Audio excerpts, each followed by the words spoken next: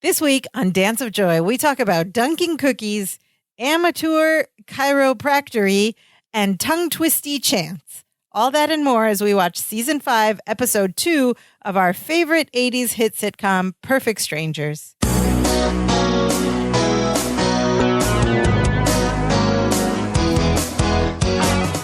Hello and welcome to Dance of Joy, a Perfect Strangers rewatch podcast. My name is Sophia. I am one of your hosts, and joining me as always is my brother and co-host. What's up, Imran?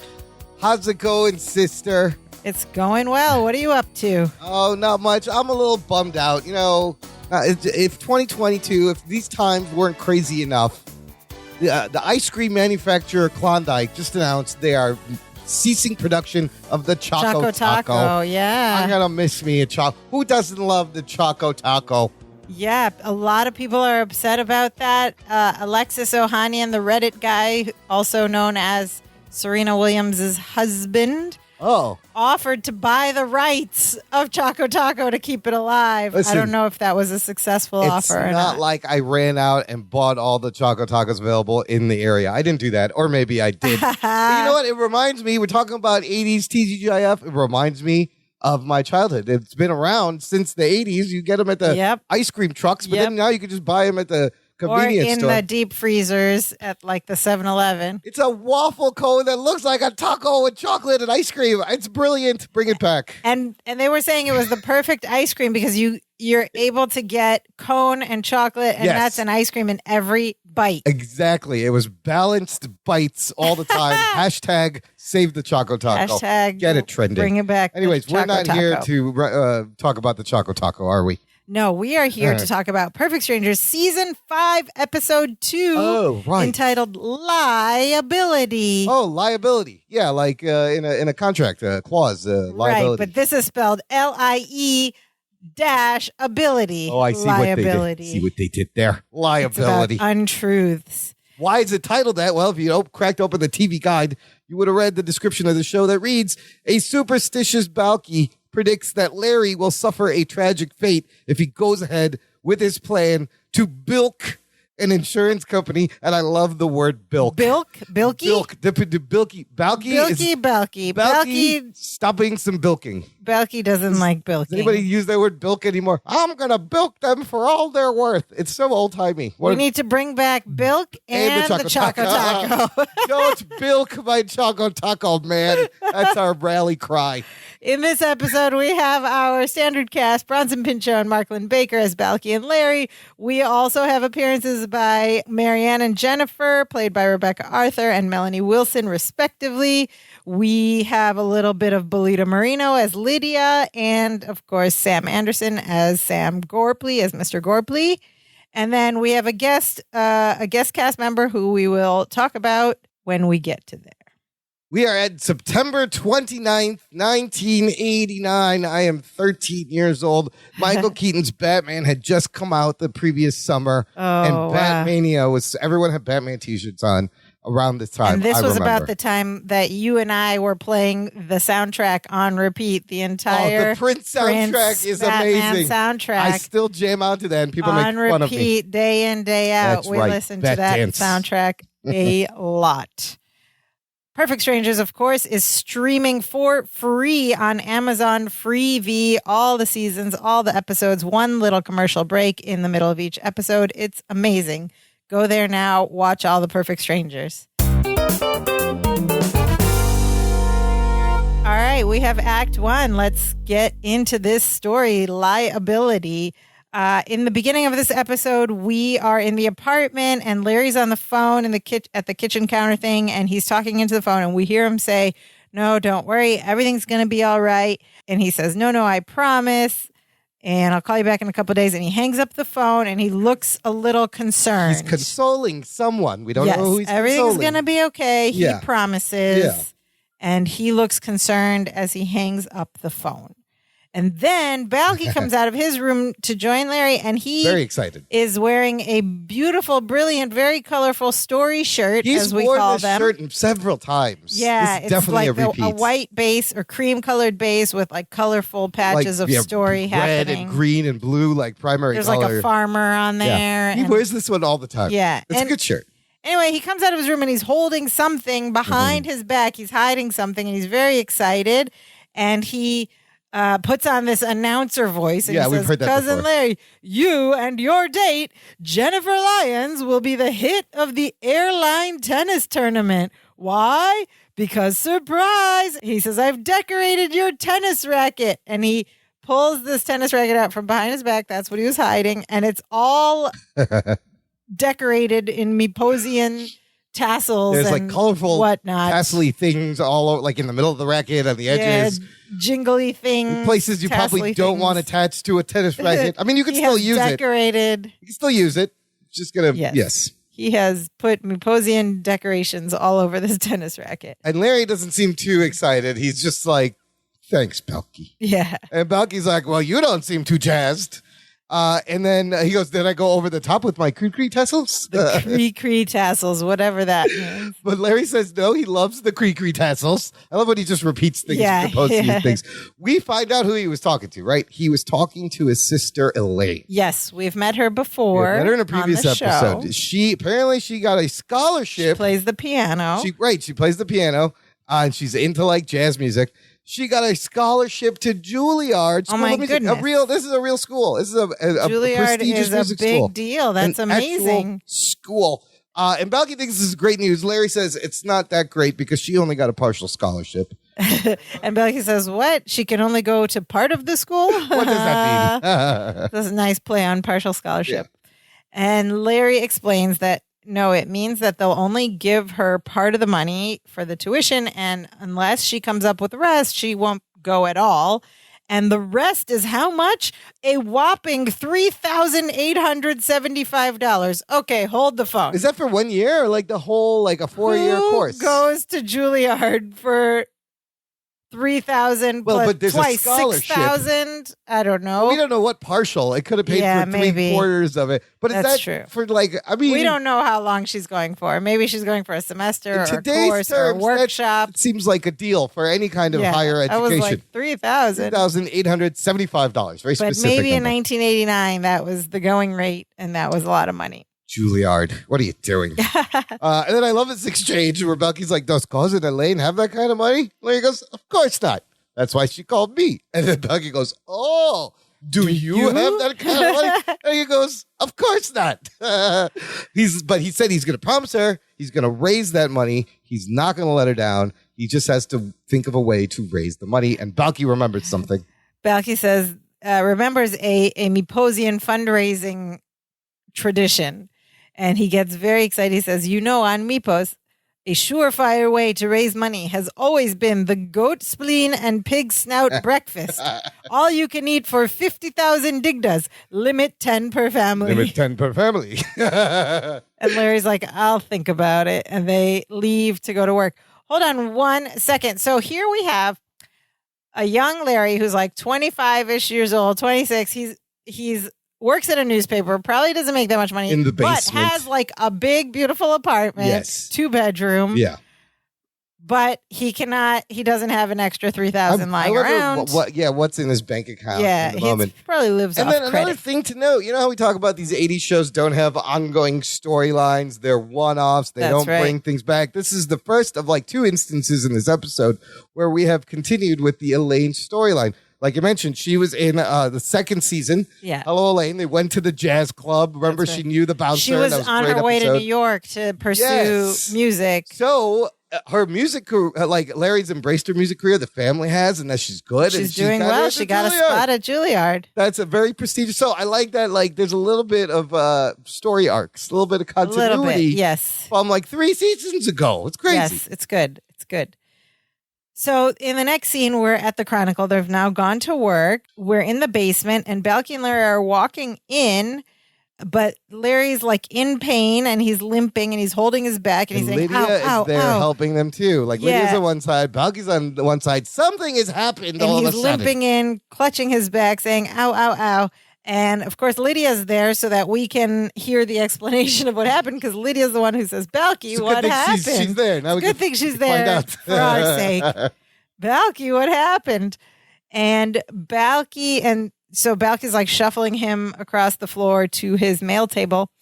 And Balky explains that they had gone to the bank, and after they left the bank, they had a car accident. They stopped at a red light, but they got rear-ended basically. But what Balky says is we stopped at a red light, but the car behind us didn't, and we got rear-ended right in our rear end. Right in our rear end. Which is what rear-ended means. Very literal. And then there's some great physical comedy here as like they've helped him over to the mail table, right? And then Balky just pushes Larry down face front first on the table, and Balky's at the waist. At the waist. So he's bent over. Balky's like, oh, whoops. And then he just picks up his legs and slides him forward on the table as Larry tries to turn over painfully. Yeah, so Larry sort of painfully turns over onto his back on the mail table, and Balky says, cousin, I can fix this.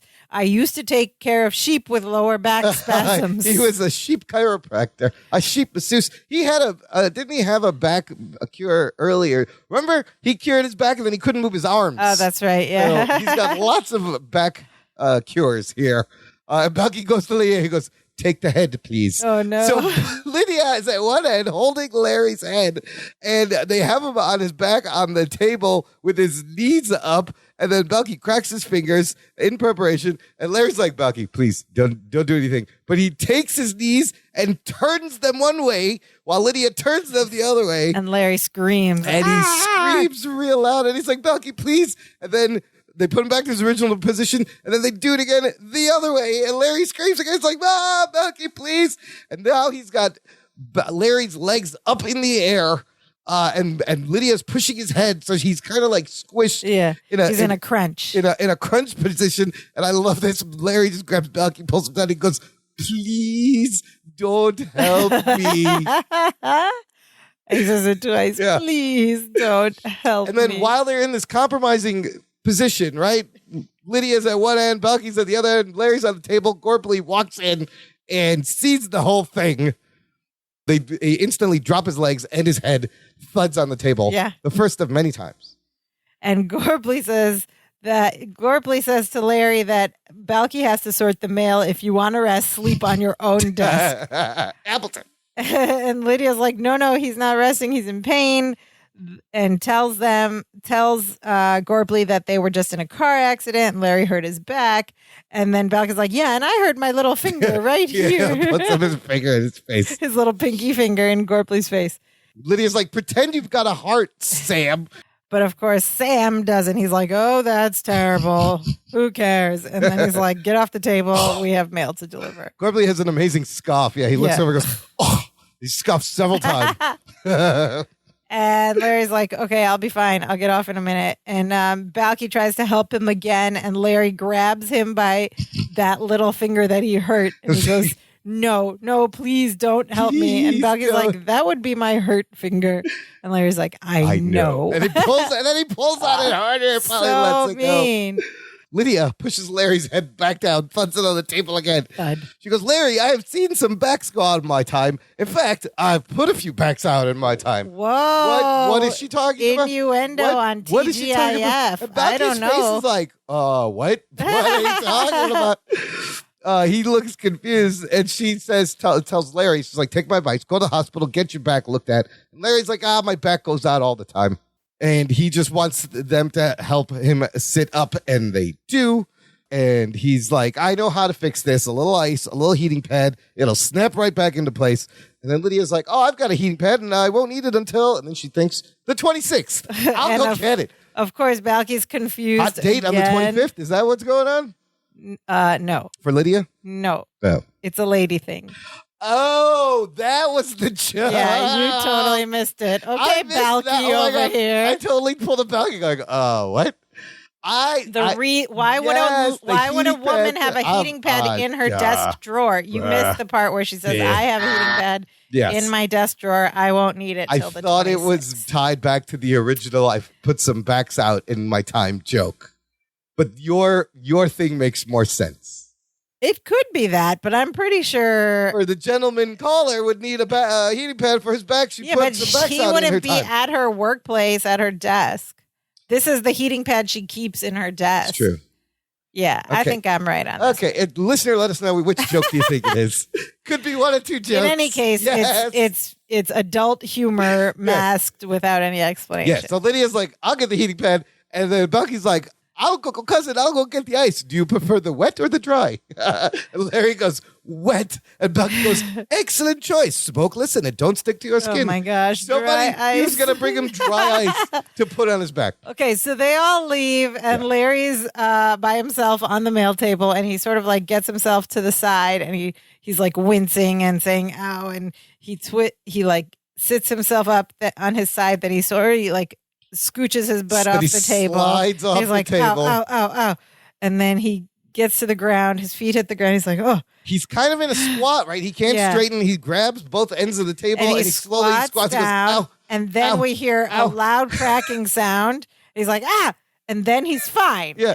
Well, he goes, much better. And then he just gets up and he's fine. So he popped it back into place. He popped it back into place with a deep squat. Another running gag and some continuity. Remember when he was trying to fold the sofa early in the second season? He hurt his back then. He has a bad back. I mentioned that he's a young man with a bad back. That's when Balky fixed it but pinned his arms down. Oh, and piano movers. He hurts his back in that episode too. Yes. He really should go to the hospital, man. Get it looked at. This is many times. Yes. I mean, he's a young guy. He really needs to go to physical therapy or something. Yes, he does. So he's up. Strengthen his back. He's stretching. He's twisting. Gorpley walks back in with some mail and he just goes, so you got a lawyer yet? And Larry's like, what? He's like, got a lawyer? He goes, Appleton, you were rear-ended. You could claim whiplash and sue the pants off the guy. Of course, Gorpley's going to be feeding these bad thoughts. And Larry is being good at this point. Yeah. He's like, no, I fixed it. I don't believe in making someone pay for an injury I don't have. Gorpley's just like, so? And Gorpley's like, so? And Gorpley's like, explains, he's like, Appleton, the other guy won't pay a thing. The insurance company will. It's no big deal to them. I mean, it's only going to be like $4,000 or $5,000. Oh, and that amount of money suddenly catches Larry's attention. And Larry's like, oh, $4,000 or $5,000. Just about the money he needs for Elaine, isn't it? And Gorpley's like, well, maybe you don't need that kind of money, and he leaves. He does another scoffing. He goes, and then Larry's just left there pondering. $4,000 or $5,000. I wonder what's going to happen. And the scene fades to the next scene, which is a little bit later at their apartment. Back in the apartment. The girls are over. The girls are over looking very concerned. And now, what does Larry Appleton look like? Okay, so this is funny. The girls are sitting on the couch, the main couch. And to the right of the couch, near the kitchen, there's like a big red chair thing. And Larry is like on top of pillows on the chair, and his feet are not touching the ground. Well, he's got like pillows under his legs, but most importantly, he's in a sweats. Wearing a neck brace. He's got one of those white collar neck braces on, right? Yes. Suddenly, the neck don't feel so good. Yes, and Balky's on like the end table next to him, like sort of catering to his every need, looking very concerned. Great. And Balky explains to the girls that the doctor said the best thing for Cousin Larry is to do nothing. And Balky's there to help him do nothing and help him out. And Larry's like, oh, he's been a prince through all of this. Larry's like laying on this whole story, right? And he's like, he's been a prince, and he keeps talking. And as he's talking, Balky's like running around getting him things, takes the book from his hand, puts it back on the shelf. And Larry puts on this whole story. He's like, the toughest part is the mental anguish.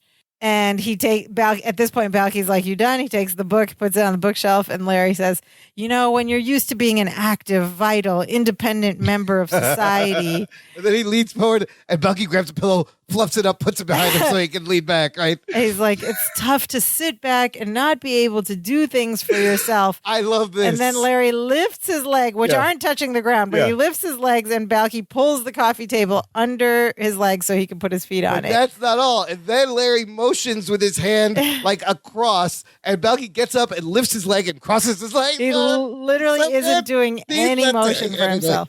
It's so funny. And he keeps talking. He's like, even the simplest things, picking up a magazine. And then Balky gets up and he puts Blinks. He's like, nope. He makes him sit back down. Tying my shoes. And Balky reaches for the shoes. He pushes him back. Turning on the TV. Again, Balky gets up to turn on the TV and he pushes him back. Are impossible. And then Larry just pats his stomach. And Balky jumps up and runs to the kitchen to the fridge. And Larry keeps talking. He's like, and of course, the pain is unbearable at times, but really it's the helplessness. And then Balky comes back from the kitchen with a cookie and a glass of milk. He puts a cookie in one of Larry's hands, and then he puts the milk in Larry's other hand.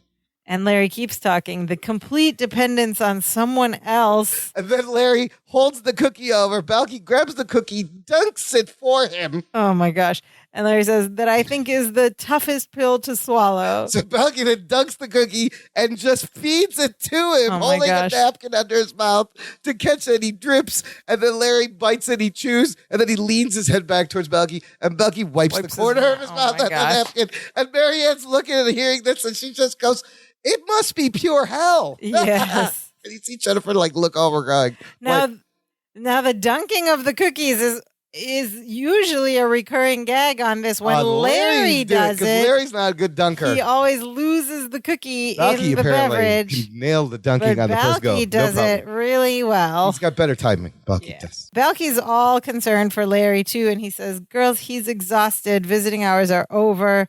And he sets down the milk and cookies, and they tell them that they're going to come back tomorrow. And Jennifer says, don't worry about the tennis tournament. We can play in the next one. And then Marianne says, oh, Jennifer, that's too bad. And you bought that cute little outfit, too. Oh, she did she? At which point, Larry is like, uh-oh. And he goes, don't cancel yet. He says, miracles can happen. And Jennifer walks over and kisses Larry on the lips, and Larry's feeling all good, and then Balky wipes Larry's mouth again with the napkin. I love how he does this. He dabs his lips, and then he goes into the corner of the mouth and turns it, and then you see Jennifer's reaction to this, offended. She's kind of offended, and they leave, and as she leaves, she's talking to Marianne about, she has her hand to her mouth, she's right? What's wrong with her? Something wrong. Did my breath smell? Yeah. And then she probably thought her breath smells. And so then the girls are like, feel better, and they leave. And then as soon as they leave, Larry says, no way am I missing that tennis tournament. Balky says, cousin, you get those thoughts of tennis right out of your curly little mind. He's got a curly little head. A curly little mind. Yeah. And he says, you have a lot of rehab to do before you even think about mixing any doubles with Jennifer. That's because it's mixed doubles tennis, right? And Larry says, okay, you're probably right, but it gives me a goal, something to strive for. Balky says, okay, and he settles him down in the chair again, and he says that he's going to the market to pick up some high fiber items. It's a very specific thing.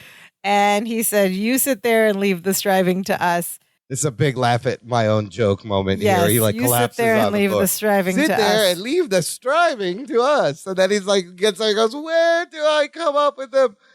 And Larry's like, I don't know. Smiling at him, just humoring him as Balky laughs and grabs his coat and leaves. And the minute he leaves, Larry just pops that neck brace off. Yeah, it's like a flimsy little foam with the Velcro foam neck brace. And he stands up and he's announcing and pantomiming a tennis game. And he does the whole announcer voice. And it is a triple set point for the mixed doubles championship. Appleton begins with his picture-perfect serve. And he makes the popping noise. It's very good pantomime. Deep into the corner, but it's returned. Jennifer's cute little outfit billows in the breeze as she watches Appleton send a screaming passing shot down the line. Pop. Oh no, topspin lob.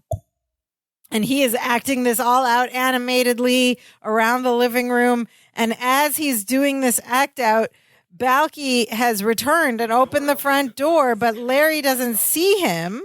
And so Balky just watches him, And Larry keeps going. He says, Appleton backpedals, sets, and smashes it overhead. Pop.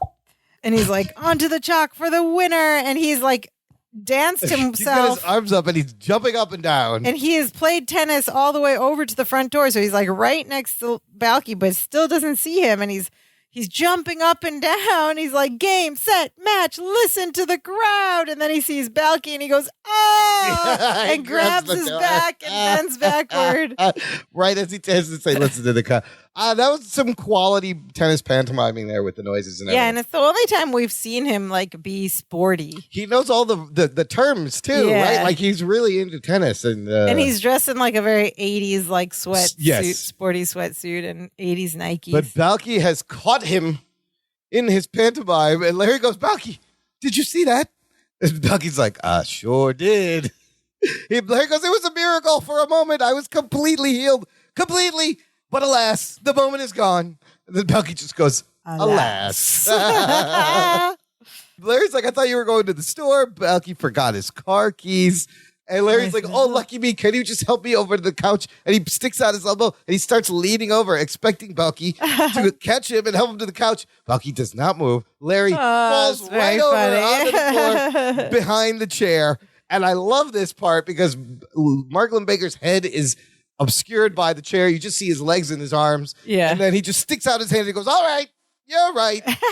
I've got to start doing these things for myself. And he's still sticking to his story, though. Yes, he's like, but he does these motions with his hands, punctuating every word. And then he like props himself up against the wall and he's like, ow, ow, ow, as he slowly slides up. And then he looks over and tells me, he goes to Balky, he's like, you're not buying this anymore, are you? And Balky's like, I'm not even renting it. And slams the door. Good for Balky to understand this like idiom and and phrases of it, right? Was not confused with the buying it. I'm not even renting it. I'm not even renting it. He is mad and he's closed the door and he's walked over to the middle of the apartment. And Larry says, okay, I see how it looks kind of bad. And Balky's like, kind of bad? Well, Larry got like, yeah, kind of bad. Kind of bad. And Larry explains that he's doing this for Elaine. And Balky's like, cousin, you're up to your belly button in Baba Sticky. And he says, no, he's really doing it for Elaine. And he explains that the guy who hit him has insurance and he can get money from his insurance company for his back injury. And Balky says, the back injury that you don't have. Larry's like, yes, that's the one. He says he's going to take that money. He's going to give it to Elaine for Juilliard, and nothing you can do or say will make me change my mind. And then they both do this like defiant look toward each other. Puffy chests, yes. It's like a strong facial expression where they're simultaneously acting and trying to hold back their laughter. Yes, and then they tried to crack, yeah. And so he said, what he said was, nothing you can do or say will make me change my mind. And Balky says, really? How about liar, liar, pants on fire? And Larry goes, nope. Balky says, well, let me tell you this, Mr. Hot Pants. It ain't over until Roseanne Barr sings. Uh-oh. Do we have to explain that? Yeah, well, look, and then this is how the scene ends. First act ends. Balky walks off into his bedroom. The crowd, the audience reacts to the Roseanne Barr line. First of all, what's the saying? It ain't over till the fat lady sings. Okay, Roseanne Barr. Like an opera saying, I guess. Yes. Roseanne Barr. Used to be fat. Kind of, yes. Back in the 80s, stand-up. But the reason the audience is excited is the show Roseanne debuted a year earlier, and it was huge. Like, right. I remember when that show came out, it was like a great show. It was, you saw a house on TV that was messy like your house. That was working class. It was a working class, blue collar, like regular. Yeah. And like how so many people can relate to, I just remember relating to the mess. I'm Middle like, America. Oh my God, this messy house kind of looks like our house. This is wild. Yeah. And it was really funny. And then the show goes off the rails by the end of the season. Yeah. And then Roseanne Barr goes off the rails. Well, much later. Look it up. Much later. Yeah. I don't even know where she is right now. Like, is she sane again or is she still like all, I don't know. Yeah. But for a long time, it was a really great show. The Roseanne Barr show. Yes. It was one of the best comedies. Yes. Listener, join our Facebook group. You can join this conversation here before we get to Act 2.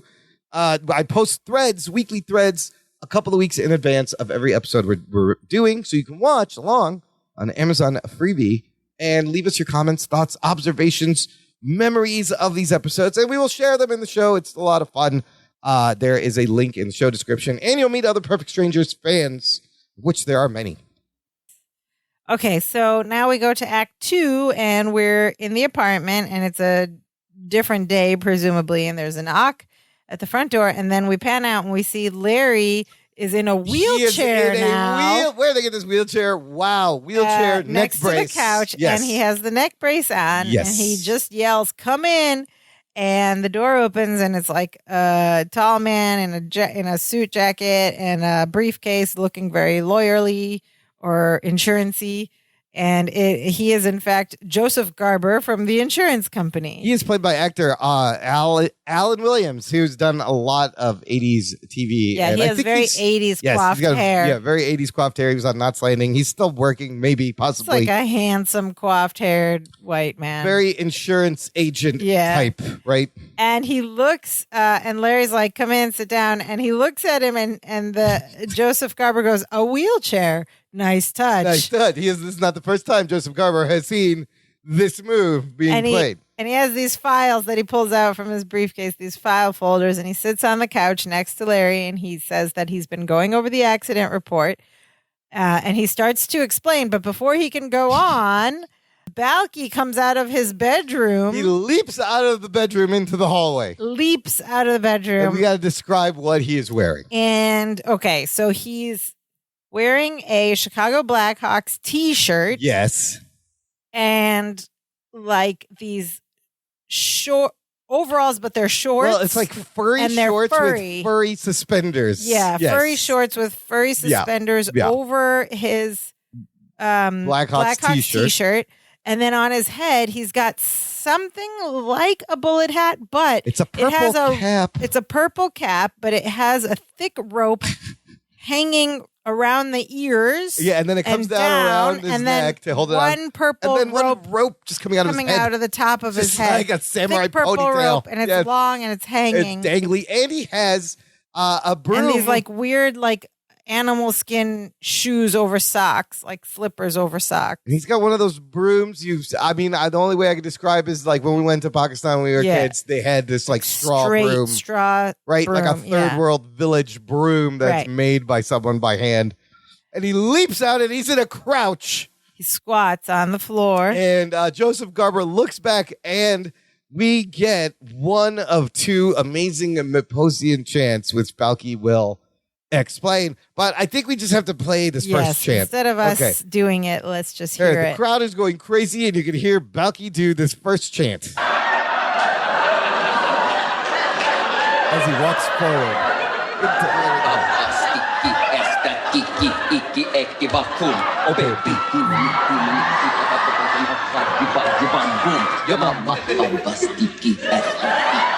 And he crouches down.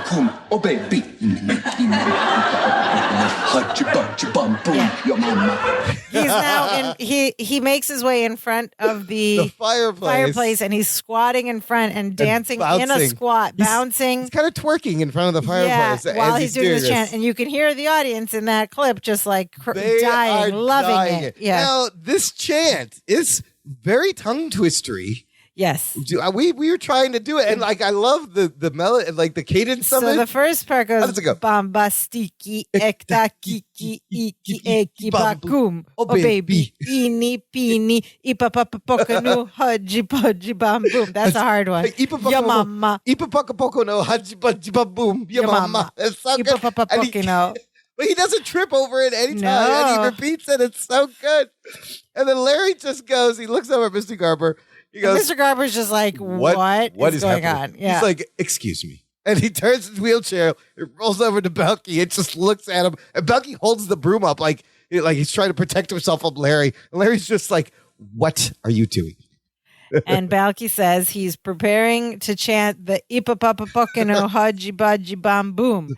What's the this? Myposian Litany of Truth. Oh, this is the Myposian Litany of Truth, is it? Reminds me of last episode when we had the Gaboogies, the Myposian Fib Furies. Yes. No, that was last episode.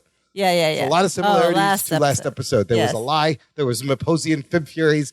This time we have the Litany of Truth. Okay. Where are the Fib Furies now? They were back. They're busy Where's in the Washington. Gaboogies? Oh, Yeah, right. the Gaboogies should be on the case right now. Larry's telling a huge They're lie. busy in Washington. Jaja is slapping a cop. Ava's on Green Acres, and the other one's in Washington.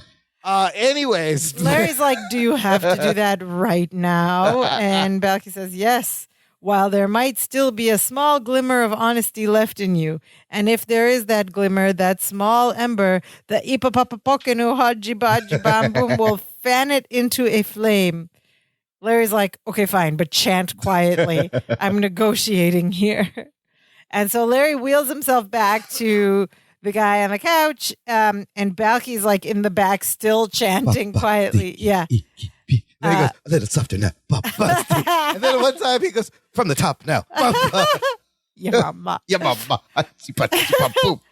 It's so funny. And then Larry goes back and he looks at him. He goes, the things some people will do for rain. Oh, boy. It's an old rain dance. Playing it off as he's an indigenous person, I guess. Jeez. So they go back to the work at hand, and Mr. Garber says, based on the accident report and your medical file, they're prepared to offer Larry a handsome settlement of $2,000 for his pain and suffering. That's not going to be enough. And Larry says, $2,000? That barely covers my pain, let alone my suffering. He's working it. And he says, I was thinking more along the lines of, say, $3,875. Such a specific amount, I'm Very sure. specific amount. I wonder why he didn't round it up to just just do $4,000. You get a couple $100 to play with, right? And the insurance guy's like, well, you drive a hard bargain, but you got yourself a deal, and they shake. Which means Gorpley was right. It's nothing. It's pennies to the insurance company. It doesn't matter. It's an insurance company. This guy's job is to get the guy to take the least amount of money, and walk away. Yeah. Yeah. So he goes, I'll get the paperwork ready, and then we hear this noise from the side. We hear it's kind of like startling everyone, and we now have a great second chant. And now Balky's standing up straight, and he goes, well, maybe we'll just hear it. You want to play this one? Yeah, let's play it.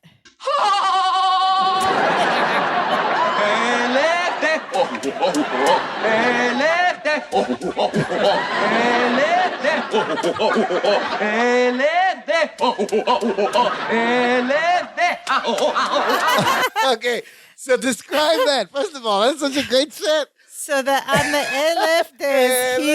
he's standing up and he's like yelling out up into the air, and then on the other part, he's banging his chest with the broom. With the broom, each time he's hitting a different part. Like he hits the side of his body, he hits his chest. It's almost like. And then on the last one where he changes tone, he's hitting Larry on the head.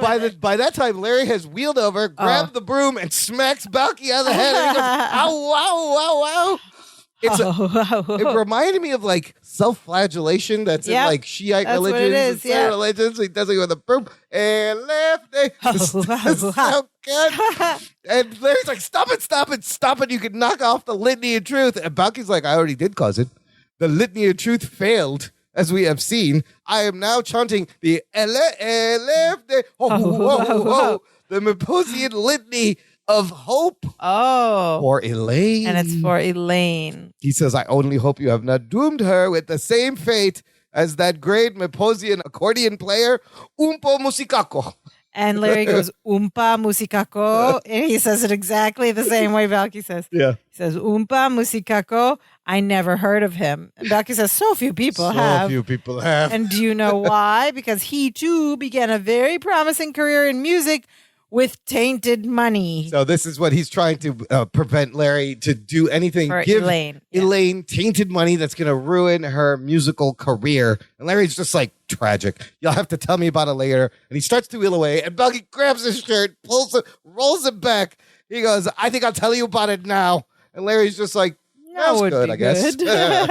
And so Balky sits down in front of Larry in the wheelchair. They're like off to the side by the fireplace. Yes. The guy's still on the couch. And he tells him this story. When Umpo was very young, his brother Bimbo gave him some money to buy his first accordion. And for years, Umpo made the most beautiful music in all of Mipos. In fact, it was said of him he could make the sheep dance. What am I saying? Make the sheep dance. He could make the sheep dip.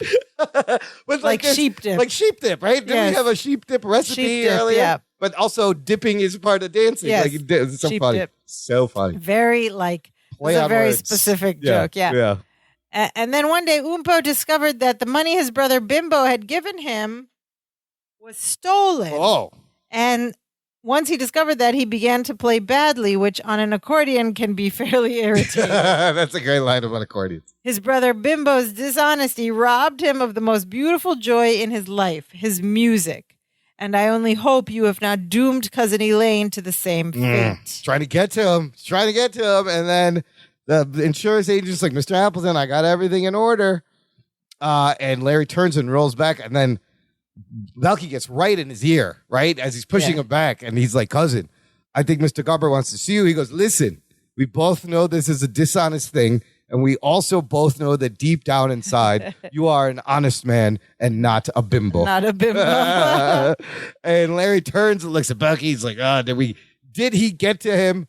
As Balky just pushes him back over, rolls over back to Mr. Garber. And Mr. Garber is ready with the papers and the pen and the X on the spot where he just has to sign. And he says, just sign here and we'll send you a check for $3,875. He's got the money for Elaine. It's one signature away. And Larry takes the papers and the pen and he's about to sign it. Then he looks at Balky and then he hesitates. And the pen is literally on the paper, ready to go. And he stops, and Mr. Garber says, is something wrong? And he says, well, I just remembered that I suffered a similar injury when I was in Little League. And if there's the slightest chance that this is just a recurrence of that injury, let's just say my conscience won't allow me to take your company's money. And then Garber just starts laughing at him. And he's like, you're joking, right? And Balky says, I beg to take issue. Cousin Larry, don't joke when it comes to matters of conscience. I beg to take issue. And so Mr. Garber grabs everything back and he's like, great. In that case, just sign this release form here. And Larry signs it. And he grabs all his papers and he heads to the front door and he goes, the guys at the office aren't going to believe this. You know what? That dude is going to get a promotion when he goes back and he tells the company, I just saved you thousands of dollars. $4,000. That guy needs to get a raise because he didn't do anything. But that's a good day at work for Mr. Garber, right? So Balky hugs Larry from behind and the audience actually goes, oh, and they're real happy. Larry did the right thing. He goes, cousin, you did it. I'm proud of you. And Larry's like, thanks. And he snaps the neck brace off. But Larry's like, I wouldn't have had to do the right thing if I hadn't been doing the wrong thing for the past 5 days.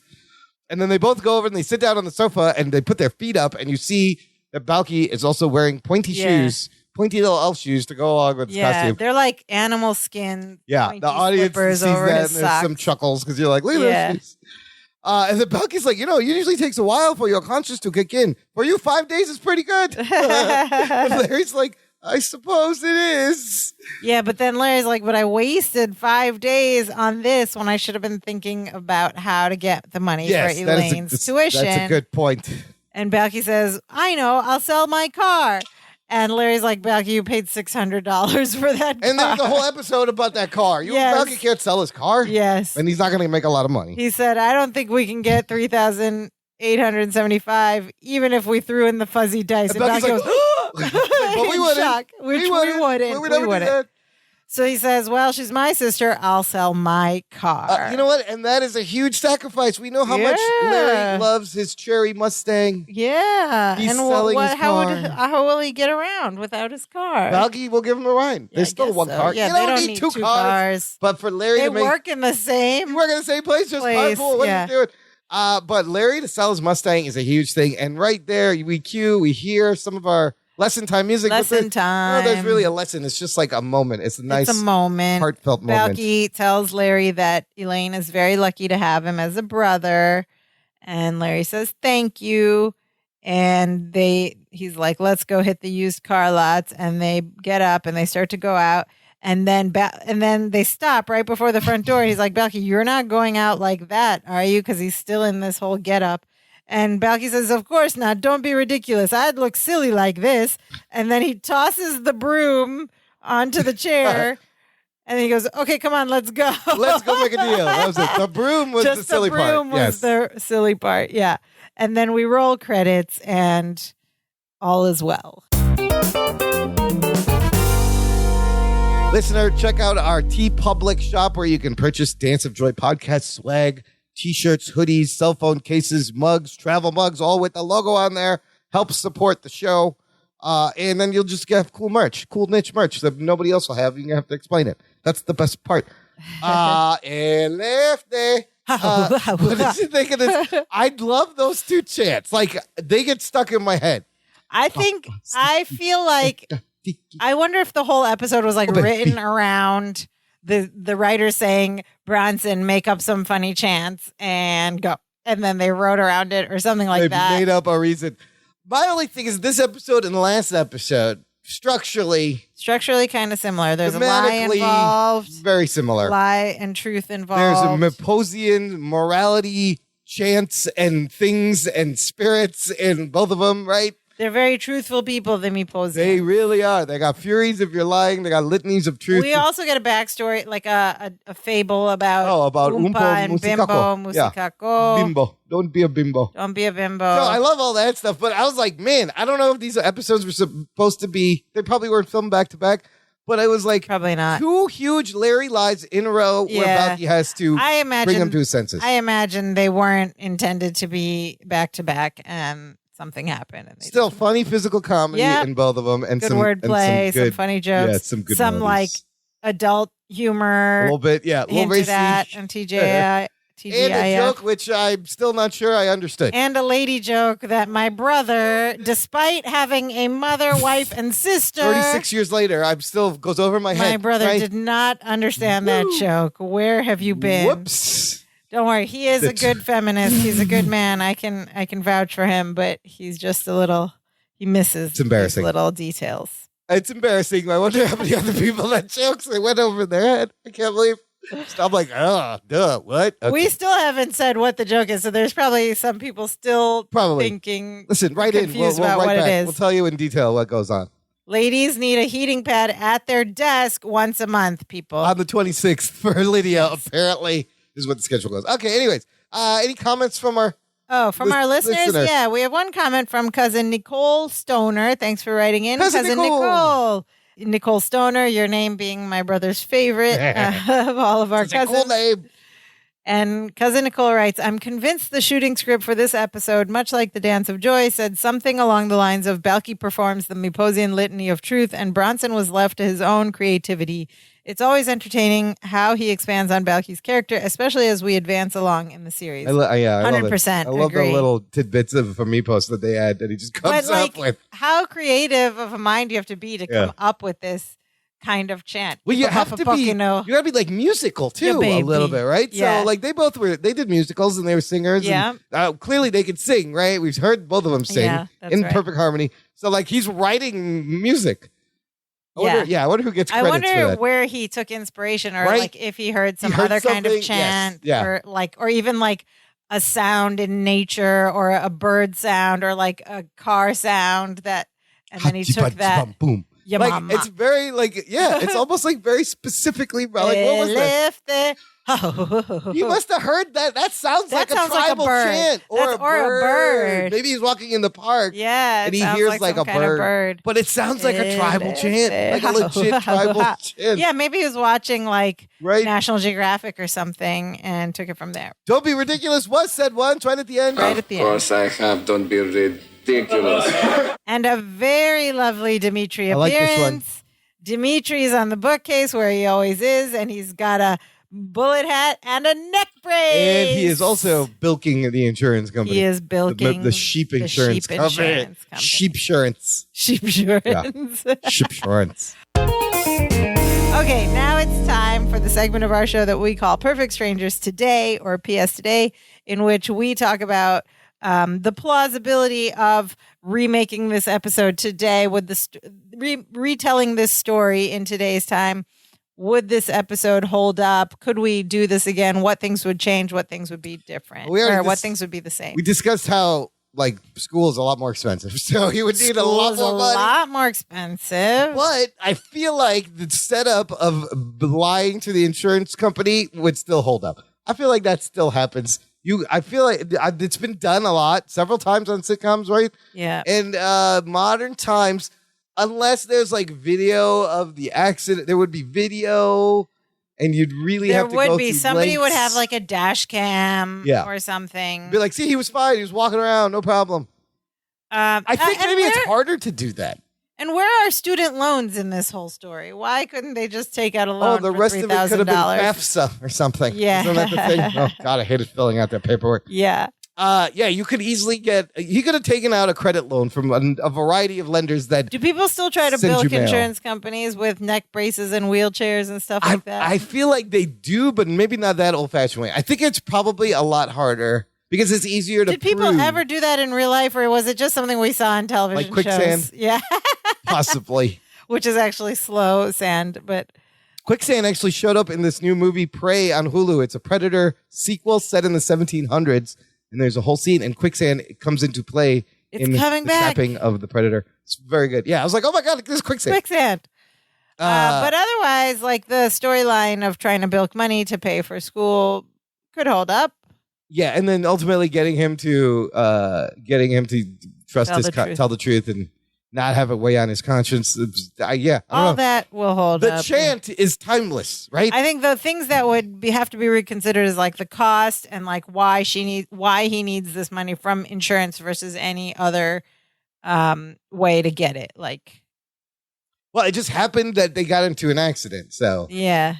Which is also, I was like, oh my God, they got into an accident. They just kind of. But the accident, okay, in today's time, there would definitely be like insurance reports. Or like a dash cam or like a security camera from a building nearby that would have shown. Or just passersby, too. That would have shown Larry. Well, he had his back injury. He was did limping. Hurt it, and then he fixed it. Yeah. But then the neck brace wouldn't make sense if it was a back injury. Because it was a back injury, right. I think it's harder to do. Like, you could Why did he go for the neck when he could have easily been visually, it's hilarious. Yeah. He could have been in traction, like hanging on the wall, right? Yeah. Or in like a bed. Yeah. But I feel like, I don't know. I think it's harder, but you could still do it. You could still have some crazy, elaborate, convoluted thing. Did you ever get money from a car accident from insurance money? No, because I was got hit by people with really crappy cars who had no money. That's the problem. I think we told the story of the bicycle accident. That's right. And I mean, the dude was driving a Chevy Nova. I thought it was a Chevette. Maybe it was a little dinky Chevette. It was a car from the 70s that I remember our father was pissed. He was like, why couldn't you get hit by a nicer car? I could never do anything good enough for father. I got hit by the wrong car. I didn't cut the grass why are you cutting the grass the long way? Go in circles. What? Okay. You got to zigzag. It was never enough. So there was always something.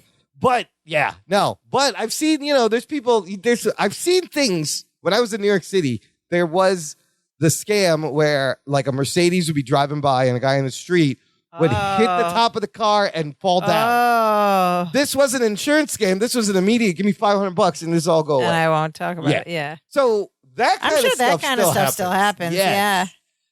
But I don't know if it still happens at the insurance company level. But I've seen that happen.